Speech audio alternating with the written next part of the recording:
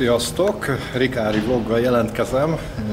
Sokaknak ismerősek lehettek a nyitóképek, és itt a mögöttem látható dolgok, mert hogy itt, ahol most járunk, itt már nem olyan régen jártunk, ugye körbetekintőztünk, most nem tartok találós kérdéses játékot, hanem elárulom, hogy a szolnoki vasútállomáson vagyunk, és most hiányzó vágányokkal fogunk foglalkozni.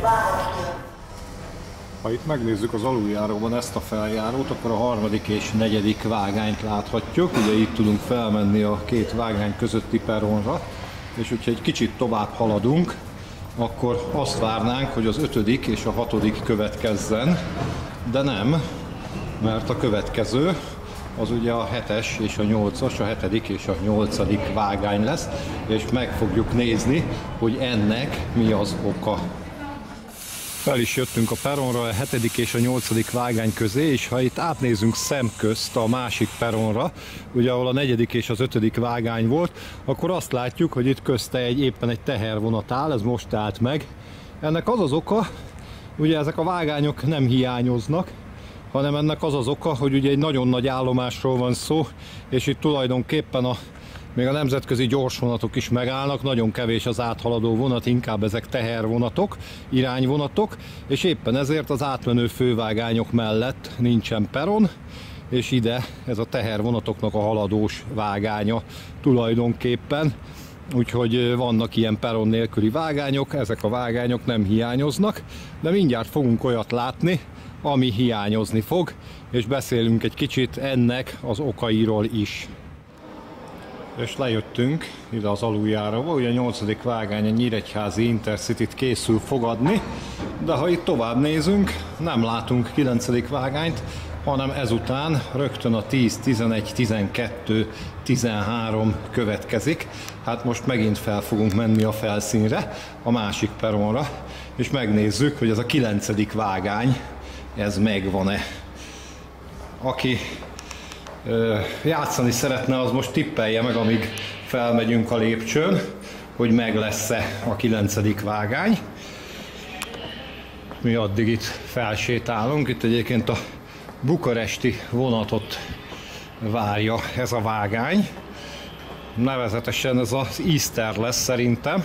Ugye annak idején ezzel mentünk Bukarestbe, és ha itt ránézünk, itt bizony a két peron között csak a peron melletti vágány van, ugye ez a 10., az ott szembe az az üres vágány a 8., és ez pedig itt közötte. Itt van egy ilyen nagy hiány.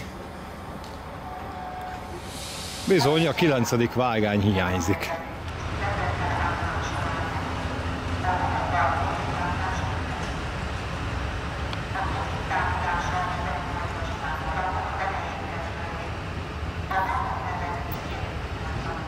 A felsővezeték hálózat most nem nagyon látszik, ugye sötétben vagyunk, de higgyétek el nekem, szabad szemmel látható, hogy egyébként a hiányzó vágány fölött a felsővezeték az megvan.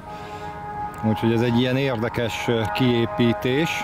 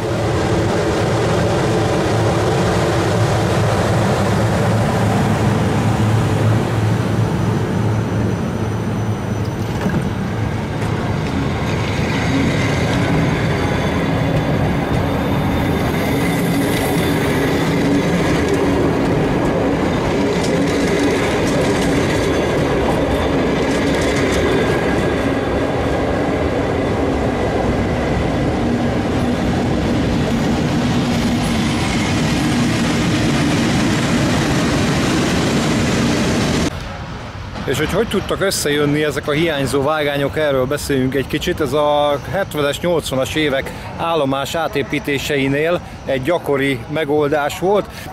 Ilyenkor ezeknél a nagy állomásoknál jellemzően Domino 70-es biztosító berendezést építettek, aminek moduláris a felépítése, és így megoldható volt, hogyha egyes vágányokat nem építenek ki, azok mégis később megépíthetőek legyenek, és a biztosító berendezésbe való illesztésük azok ne okozzanak problémát, és tulajdonképpen, mivel ezek akkor is nagyon nagy költséget jelentettek, ezek az óriási átépítések, tulajdonképpen takarékossági okból történtek ilyenek, hogy bizonyos vágányok kiépítése nem történt meg, és mivel hát külön munkaütemben, vagy nem is tudom, hogy fogalmazzam, épült a felső vezeték, ezért több helyen van ilyen, és többek között itt Szolnokon is, hogy a felső vezeték megépült, a vágány viszont nem, és ez tulajdonképpen itt 1975 óta így van.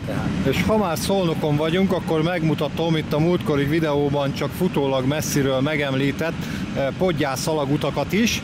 Itt most elsétáltam a peron végére, és megnéztem, hogy ezek milyen állapotban vannak, és mi van ezeknél, és tulajdonképpen nincs lezárva, és ide le lehetne menni, bár nem tudom, hogy lent nincs elzárva, de hát most én itt sötétben nem fogok ide lemenni, mert láthatjátok, hogy lent semmilyen világítás nincs, és hát még kalandvágyból átmennék vele a másik peronra, ide a szomszédosra, ahonnan az én vonatom fog indulni, de az a peron, az valamivel rövidebb, és annak ezen az oldalon nincs ilyen alagútja, úgyhogy oda ezen nem tudok átmenni, kénytelen leszek szabályosan az aluljárót használni. Majd egyszer, hogyha több időnk lesz és nappal leszünk itt, akkor lehet, hogy le fogok merészkedni, akkor ugye több a fény, és lehet, hogy megpróbálom, bár nem biztos, hogy ennek itt a személyzet örülni fog, de majd ilyen urbexelést kipróbálunk. Most viszont megyek a vonatomhoz, és ez a videó folytatódni fog, csak éppen nem innen Szolnokról. Lehet, hogy egy másik nap lesz felvéve a többi snit, mert a mostanihoz hasonló dolgok, azok másút is észlelhetők. És akkor visszajöttünk az aluljáróba. Itt látszik a 12. és a 13. vágánynak a feljárója. Mi ezzel fogunk hazamenni Budapest keletibe. Tudom, hogy Bence nem szereti ezt az útvonalat, de egyrészt útközben nem fogok videózni, másrészt neki nem kell erre utaznia. És itt a 13. vágány után, ha megnézzük, akkor bizony a 15. következik, tehát a 9-hez hasonló vágányhiány itt is fellép, ugye a 14. vágány is hiányzik. És itt húzzák ki a szerelvényt a 15. vágányról, és látszik, hogy a 13. és a 15. között is van egy ilyen nagy hiány.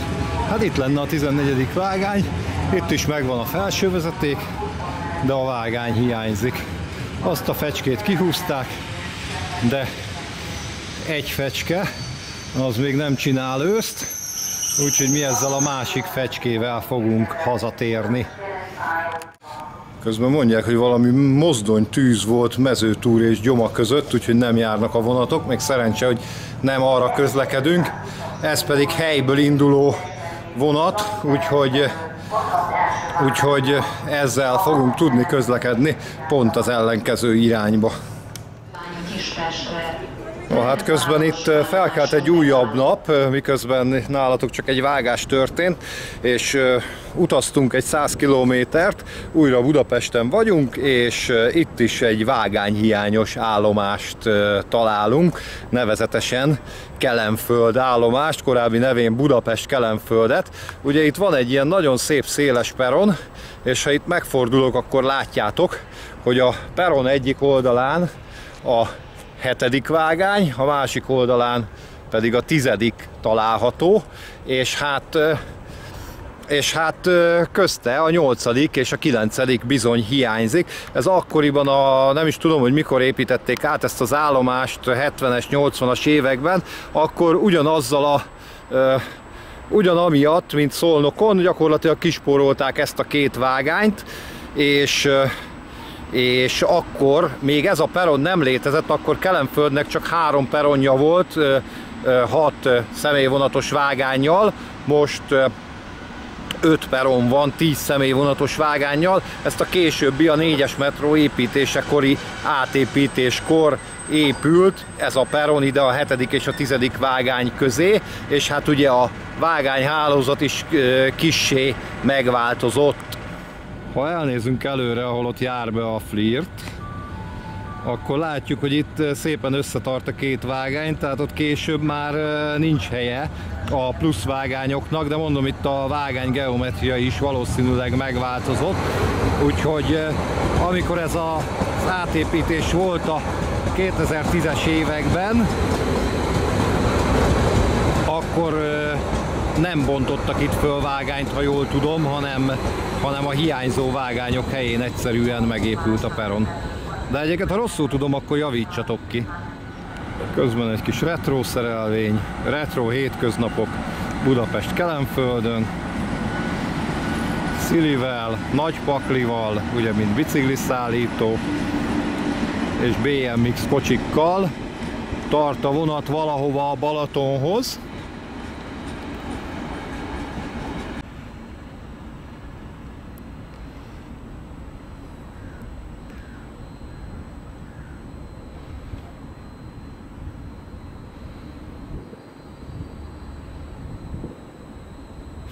És közben érkezik egy Flirt, ezzel mi most el fogunk menni, ez egy S36-os, Martonvásár vagy Tárnok felől, és Kőbánya-Kispestig közlekedik, és mondják az Intercity-t közben.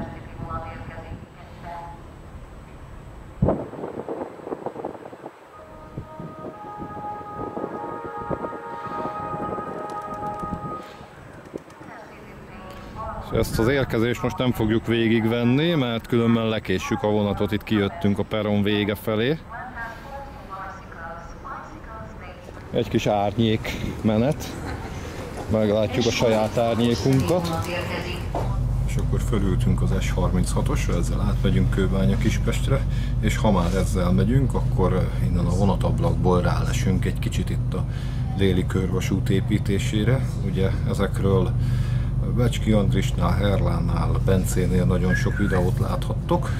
Hát mi most csak így futólag nézünk rá a történetre.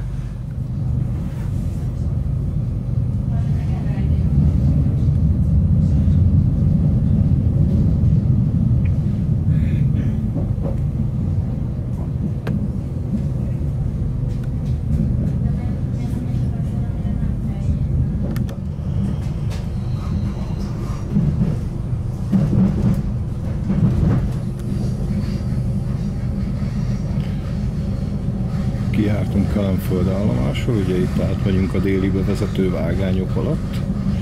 Ezek a bújtatásos vágánykapcsolatok hiányoznak sok helyen a hálózatból. Hát itt annó megépült, szerencsére. És itt látható, hogy le vannak deponálva a sinek, ugye sincserék is lesznek. És mindjárt látni fogjuk a földmunkákat. Közben itt elhaladunk a kelenföldi buszgarázs mellett. Már amennyit a fák engednek belőle, meg a szemközt érkező tehervonat.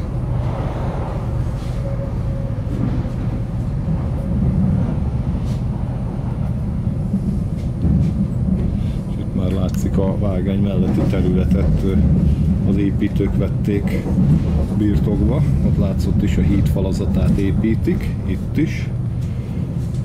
És itt óriási daru. Ugye itt óriási tiltakozás van a fakivágások miatt, de azért látható, hogy nem minden fát vágtak ki, tehát a sétány és a parknak a nagyobb része megmaradt, csak a szükséges területet foglalja el a leendő vasúti létesítmény. Ugye itt 4, majd 3 vágány lesz.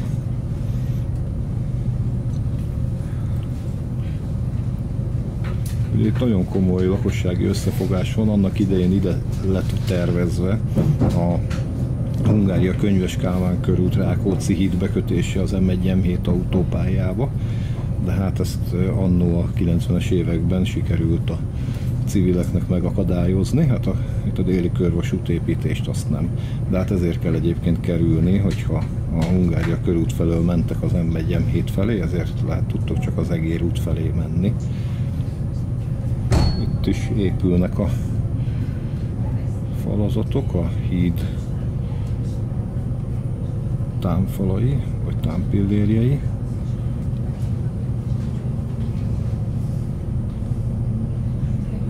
A másik vágányról több látszik, de hát most ebbe az irányba megyünk.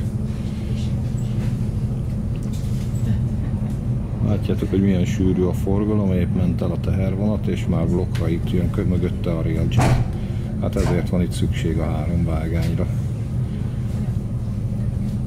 Ugye az ország legnagyobb forgalmú vasúti szakasza, gyakorlatilag a teljes kelet-nyugat irányú áruforgalom itt megy keresztül. Ez egészen addig így lesz, amíg a V0-ás meg nem épül, ami egyhamar nem nagyon várható.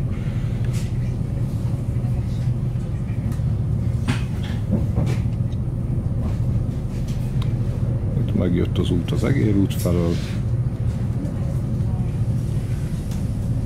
és itt is a hídépítések folyamatban vannak.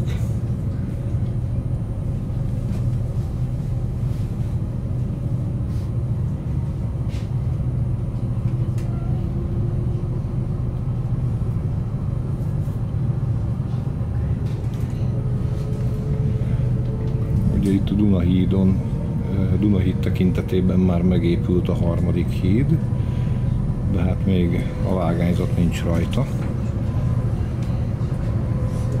Itt már viszont épül az alépítmény is.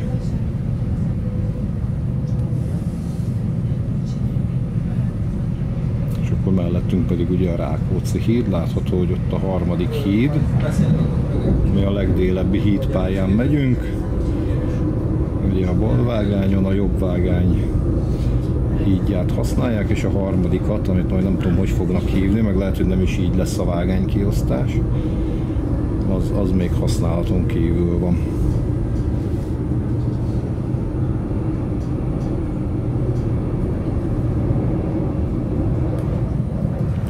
És itt Fradi felé már lejön róla a vágány. Mindjárt megnézzük, hogy be van-e kötve. De még nincs bekötve, még így a semmiben van vége a vágánynak.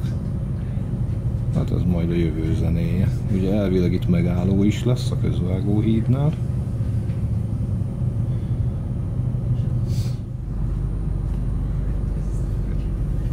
És óriási daru.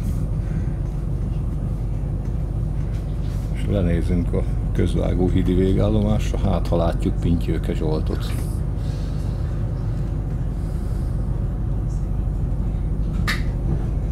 De ha őt nem is, akkor a KCV-ket, meg az ipari csuklóst, azt igen.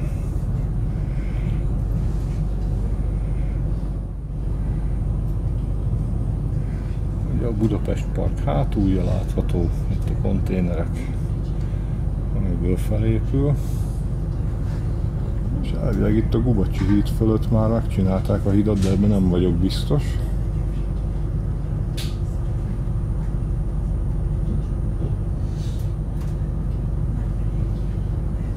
Nem csinálták meg, pedig elvileg emiatt volt a villamoson más vágányzár, mint ami tervezve volt, de lehet, hogy az a másik híd, a 150-es vonalé, hiszen ott is óriási munkálatok vannak.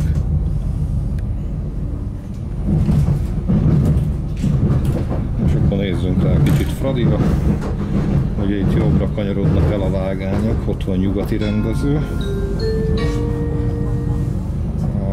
Rendezésre érkező tehervonatok azok oda érkeznek, onnan indulnak. Ott van egy ilyen, hát valamilyen poszt-szovjet Szergej ott áll.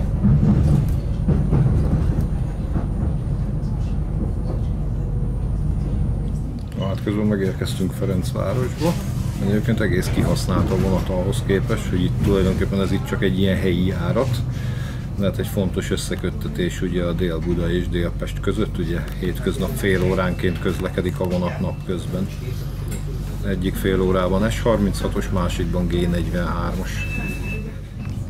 Közben járunk ki Ferencvárosból, és elég szép lassú jelünk van, egy 10-es. Itt is a kitérőkkel van a probléma, mint a keletiben volt. És hát ugye lassú jel van rajta, hogy ne történjen probléma.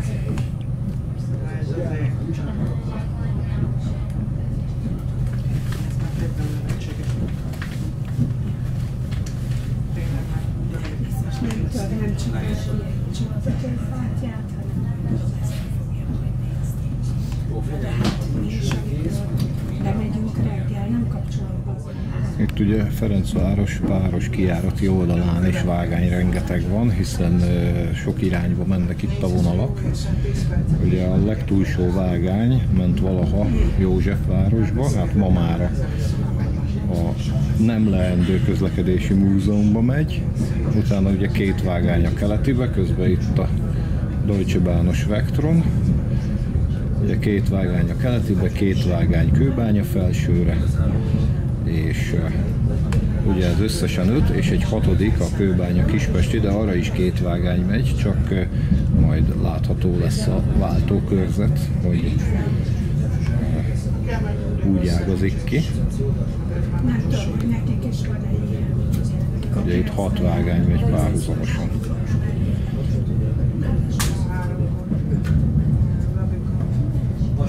Jön szembe a Flirt a keleti felől talán, de nem, mert S36-os, tehát akkor köki felől jön az is.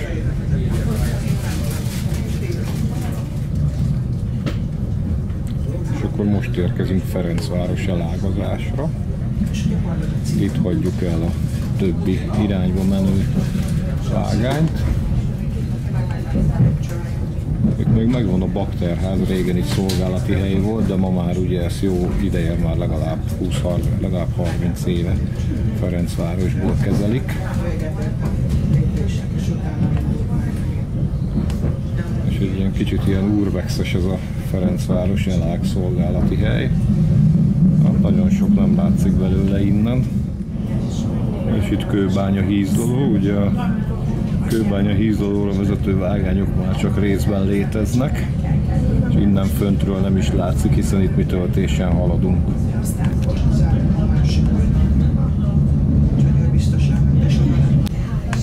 És akkor járunk be Kőbánya Kispestre, kitérőben, úgyhogy akkor vagy a második vagy az 5. vágány lesz.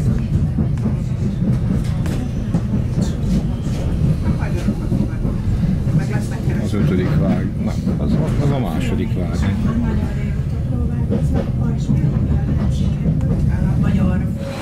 Leszállunk a Flirtről, az S36-osról, közben itt az első vágányon meg a S50-es távozkodik mindjárt.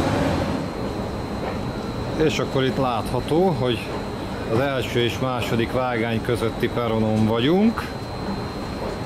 Itt van egy nagyon széles plac a második vágány után, és ha átnézünk a szomszéd peronra, akkor ott 4-es és 5-ös számot fogunk látni, tehát a 3-as az hiányzik. Itt viszont nem az a helyzet, mint Szolnokon. Szolnokon ugye a hiányzó vágány fölötti felsővezeték meg volt építve. Itt Kőbánya Kispesten a felsővezeték sem épült meg, de a vágány helye az ki lett hagyva.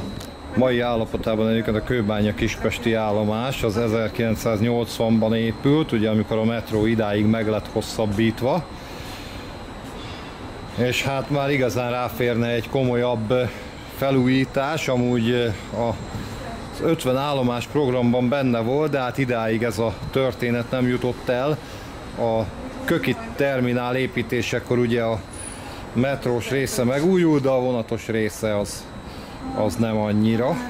Az még mindig a 80-as évek elejének az állapotát tükrözi, kicsit leszakadtabb állapotban. És akkor itt mozgólépcsőzzünk föl, ilyen automatikusan induló a mozgólépcső, ami ide ki is van írva, meg az, hogy kit kell értesíteni, hogyha nem működik. Ennél a peronnál működik a mozgó lépcső.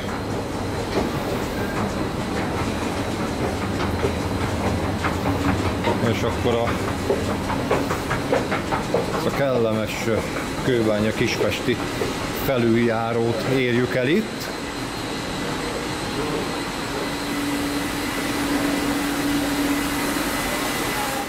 És akkor a föntről megnézzük a történetet, akkor ugye a 4.-5. vágány peronjához itt van a lejáró, amit az előbb lentről megnéztünk. Ugye abban a formában, ahogy a 80-as években megépült, és akkor itt alattunk az 5. vágány, mellette a 6., de ott megint van egy kis plac, ott lett volna a 7. vágány, ami nem épült meg, és ott a peronnál pedig lent már a 8. található. Jön a tömeg a metró és a köki terminál felől, és Bencénél rendszeresen láthatjátok, de most akkor egy pillanatra pillancsunk rá mi is a Lajos-Mizsei vágánycsoportra. Itt a mozgólépcsők itt épp nem működnek, mert karban tartják, úgyhogy ezen a lépcsőkaron itt le tudunk haladni, mert hogy itt ugye van még néhány további érdekesség, már amennyire ez érdekes. De nézzünk rá itt a metró kihúzóihoz vezető vágánykapcsolatok, illetve az innensők ugye a kocsiszínbe, a Kőér utcai metró kocsiszínbe vezetnek. És ha itt lehaladunk, akkor itt található néhány csonkavágány, de akkor vegyünk fel egy metrót is. Ahogy az induló peronra beáll a Panda metró.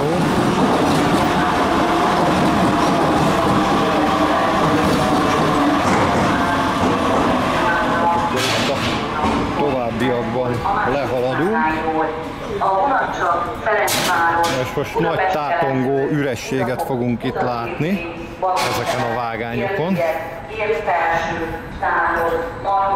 És amikor legutóbb a Lajos-Mizse felé közlekedtünk, akkor innen indultak a Lajos-Mizsei vonatok, de most már visszaállt a rendes menetrend a Lajos-Mizsei vonalon, és a nyugati pályaudvarról indulnak a vonatok. Itt van 3 csonkavágány, hát főleg a Lajos-Mizseiek, de egy időben néhány ilyen monori meg üllői, csúcsidei ilyen betétvonat is ide közlekedett. Az érdekessége, hogy a 10-11. vágány fölött van felsővezet, bocsánat, a 9-10. vágány fölött van felsővezeték, viszont van itt egy ilyen 11., ami fölött nincs. Az nem tudom, miért épült így, hát lehet, hogy ez is spórolásból. Gondolom, ezt úgy gondolták, hogy ide csak Lajos-Mizsei vonatok fognak érkezni. És akkor itt Kőbánya-Kispesten befejeztük ezt a mostani kalandozást. Hogyha tudtok ti is ilyen érdekes helyeket a vasúti hálózaton, ahol érdekes módon épült ki akár vágány, akár más létesítmény, akkor írjátok meg kommentben, vagy akár privátban. Én nagyon köszönöm, hogy megnéztétek ezt a videót, remélem, hogy érdekes volt. Most még nézzetek meg egy érkező ceres tehervonatot a videó végén. És hogyha tetszett a videó, akkor lájkoljatok, iratkozzatok fel, ha szeretnétek értesítést kapni az új videókról, akkor nyomjátok meg a csengőcskét vagy harangot, vagy ki hogy mondja, és ha szeretnétek támogatni a csatornát, akkor a szuper köszönettel, vagy éppen a live-okban szuperchattel, vagy éppen a leírásban lévő linkeken megtehetitek. Én nagyon szépen köszönöm, hogy itt voltatok, tartsatok velem legközelebb is. Rikári voltam Szolnoktól, Kelenföldön át Kőbánya-Kispestig. Sziasztok! Tschüss!